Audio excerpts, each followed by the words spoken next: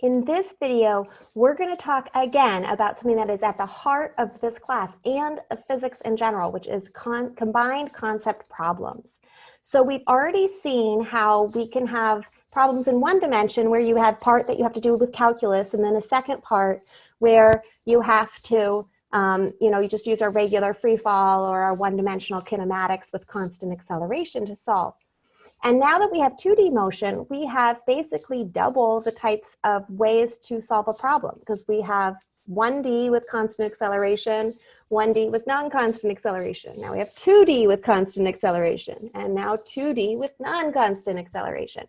And you have to know when to apply each type of problem-solving technique.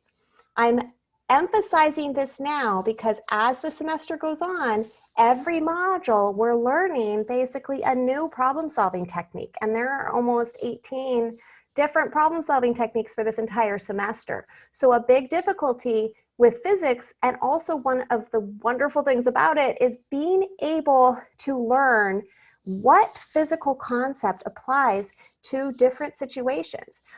So being very methodical about your problem solving. A lot of people think physics is just like throw equations at your problem and see what fits and try to find the equation that has all the variables you need. And it is not that at all. That'd be like if you're learning to code and you just sort of like randomly throw lines of code onto the screen.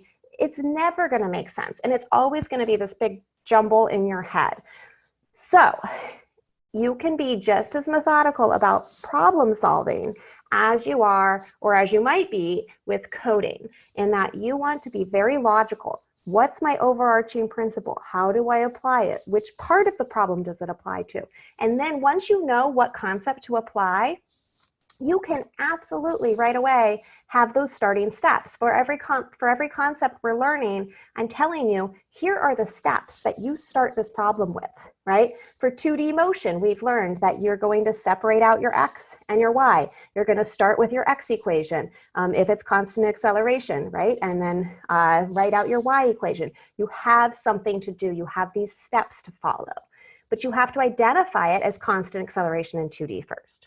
So what I want is for every combined concept problem for you to label it. And again, the different labels that you might have, you might say 1D constant acceleration, or you might have 2D constant acceleration.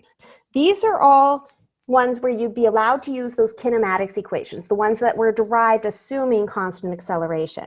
Or you might have 1D non-constant acceleration, or you might have 2D non-constant acceleration.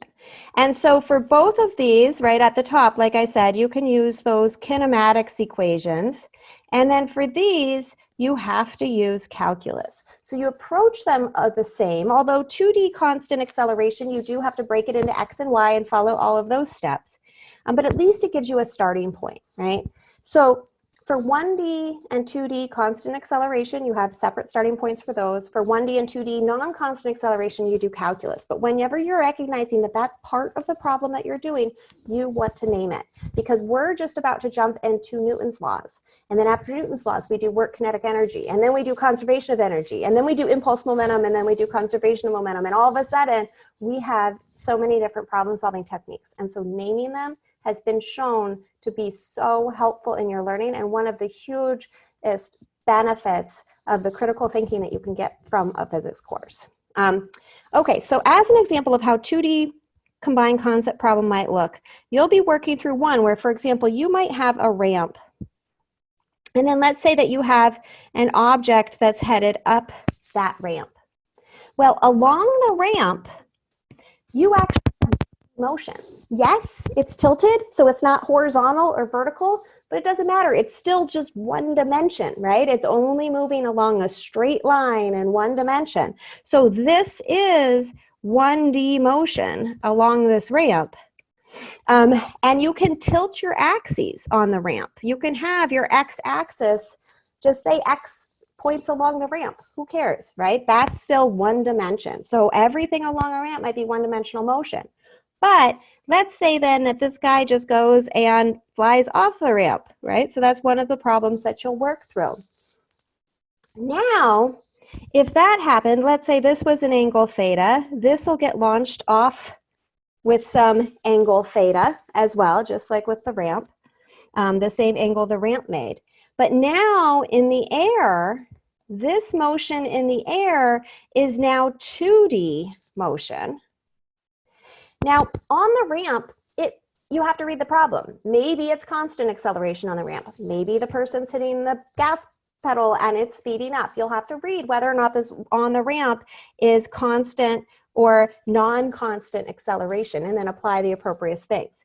In the air, this 2D motion, assuming that it's neglecting air resistance, this would be our constant acceleration. Now, here's a really important thing to keep in mind. For each part of the problem, you can pick your own axes. So if we had tilted our axes to start with to make this a 1D problem here, and let me just erase that to make it a little bit neater. If we chose our x-axis to be parallel to the ramp for this first part, for the 1D motion, we do not need to keep it tilted for our second part, and we don't want to. For the second part, we just untilt our axes and we'll have our normal xy motion, and then the velocity at the end of our first step, at the end of the ramp, that's along our one dimension, that now becomes our angled launch for this next portion. And so again, you would then have our x and our y for the second portion of the problem. So you do it the same way that we talked about before with all combined concept problems, where you say, okay, I'm going to first look on the ramp and I'm going to use 1D motion with either constant or non-constant acceleration. You got to read the problem.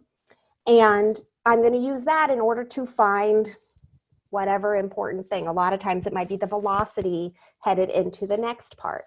And then you get the velocity headed into your 2D motion part of the problem. And then you're going to use 2D motion with constant acceleration to solve that part. So definitely work on naming these types of combined concept problems, and then putting each part of it and learning to put these concepts together. And let me know if you have any questions as you work through the problems.